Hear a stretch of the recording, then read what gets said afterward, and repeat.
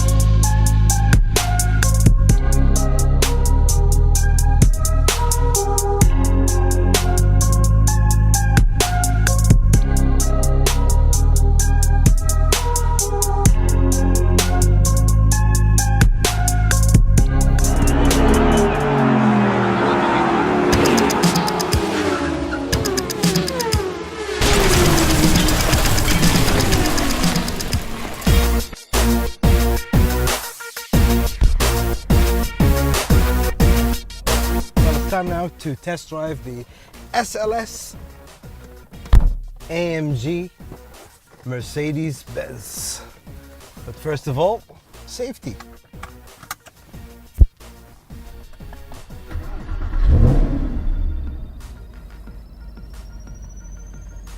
Here we go.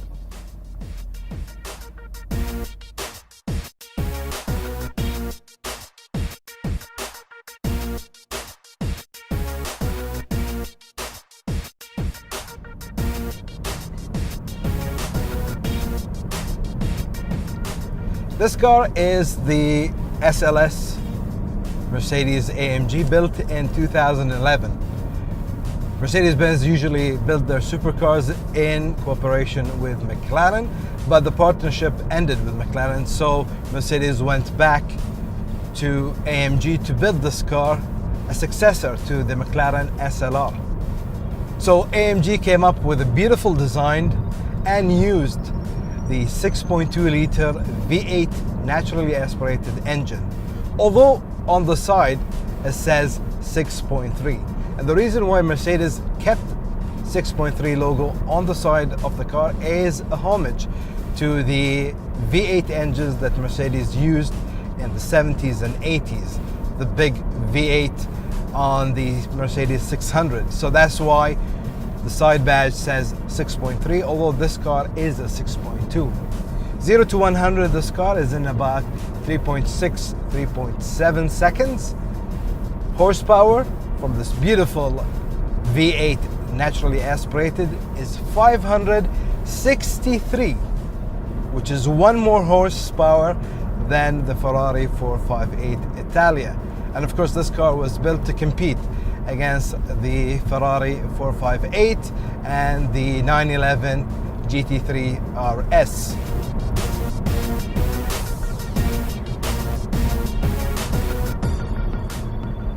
When AMG came up to build this car, they came up with a beautiful design, which is having the engine in the front, but although this engine is in the front, it's a mid-engine vehicle because the engines are located behind the front wheel axles.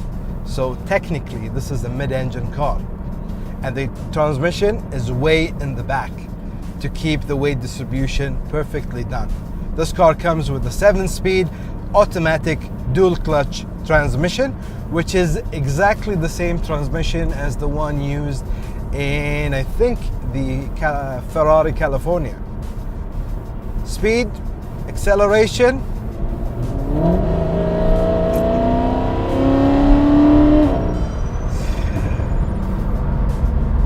smiles all the way.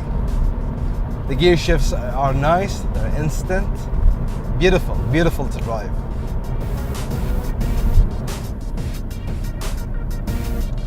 Handling of this car is on the roads very nice. You've got many drive mode select.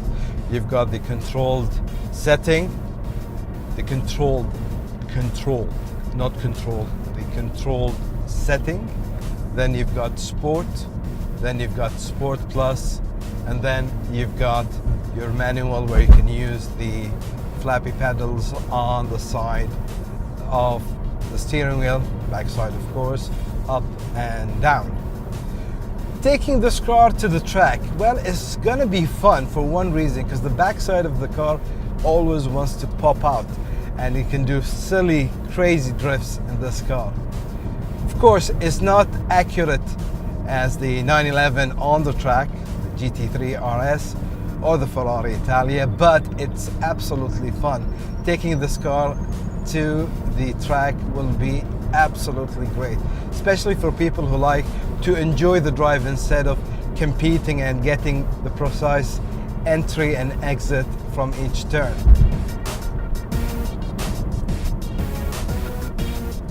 And of course the design of the car, the gull wings, the doors that open like the classic 300 SL.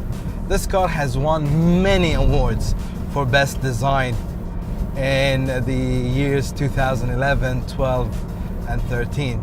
I don't know why Mercedes opted not to go with the gull wing doors in the AMG GT, but maybe it's because the AMG GT is designed to compete against the Porsche 911, which this car can't because it's big, it's bulkier, and it's not that precise on turns and curves. Trust me. I remember when this car first came out and I was like, wow, I'd love to drive the SLS. It has something about the design. The looks in front, not your typical Mercedes.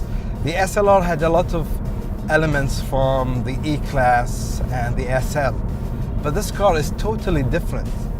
The lights in front, the front grille, big, aggressive, the lights coming, the back side of the car, the twin exhaust in the back.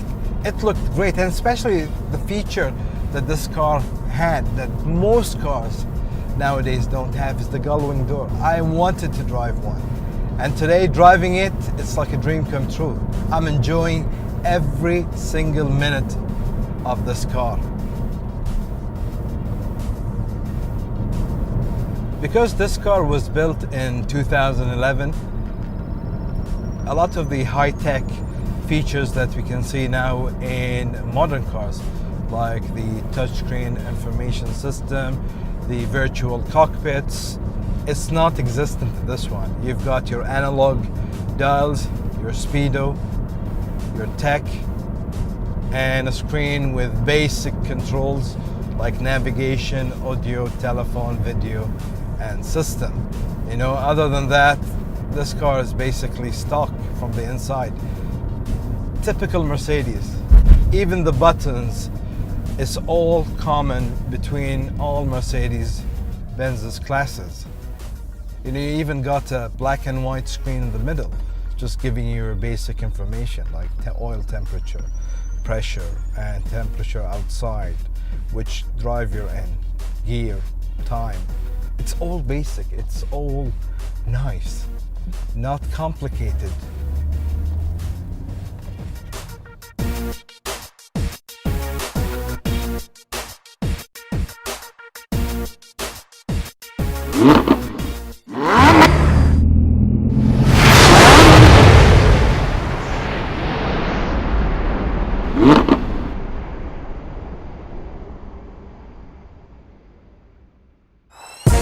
Now it's time to see the exterior of the Mercedes SLS. First of all, we're going to be closing the nice gull wing doors, and starting from the front to the back, you can see the nice lines that AMG did on this car going till the back.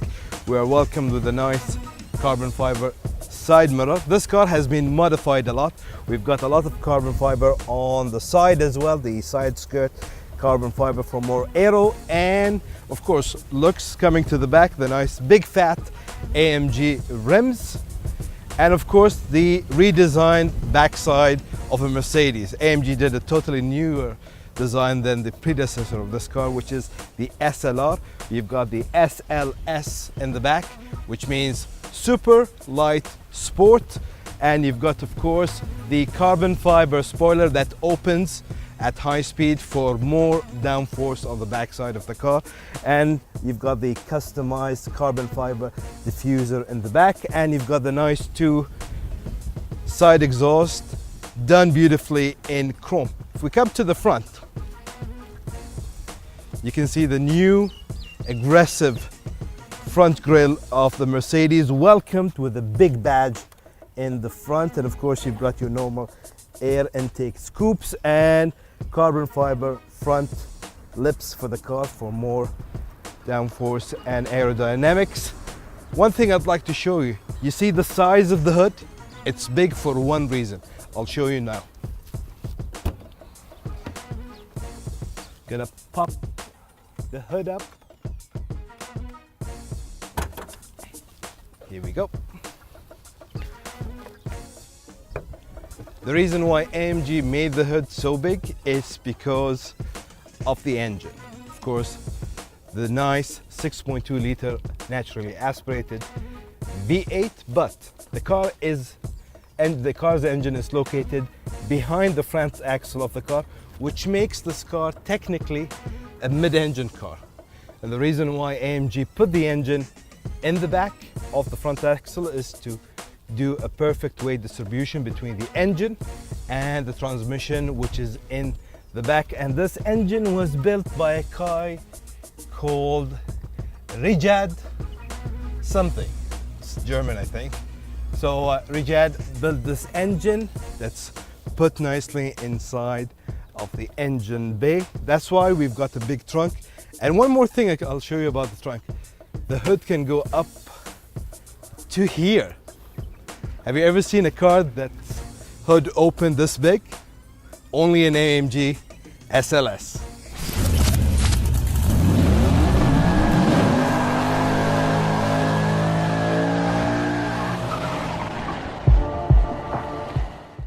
Coming to the interior of the SLS, it's a normal, typical Mercedes from the year 2011. All the dials, instruments are standard from some of the models that Mercedes shares with other platforms, the S, the E, and C.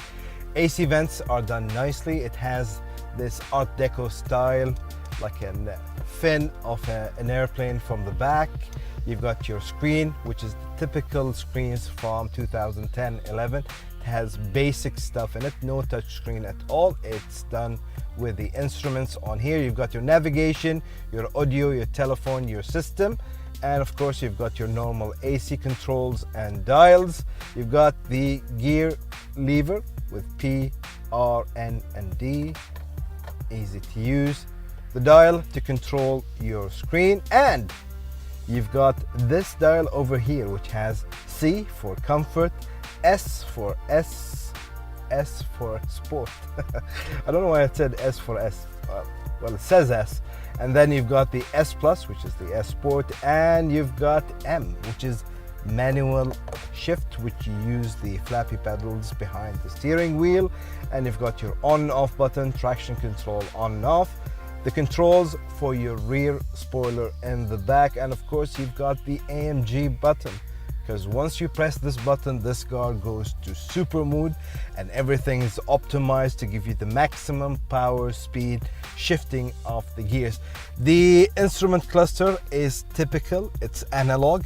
You've got nice chrome and aluminium finish in the middle. You've got a black and white screen in the middle with your basic information. You've got your oil pressure, temperature, water temperature, time, temperature, and of course if you go through, you've got the settings, service, audio, navigation, trip, basic controls in this car, and basic screens and instrument, because don't forget this car was made in 2011. Well, one of the things I like about this car is, like, I'm sitting here, and because the doors are designed to be opened like a gullwing, you've got big space in the headroom.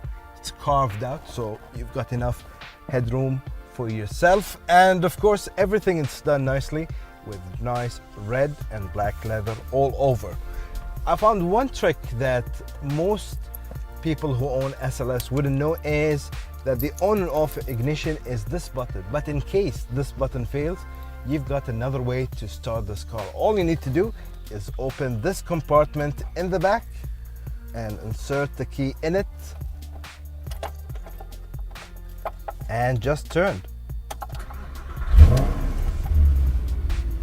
Simple as that. And we're ready to go.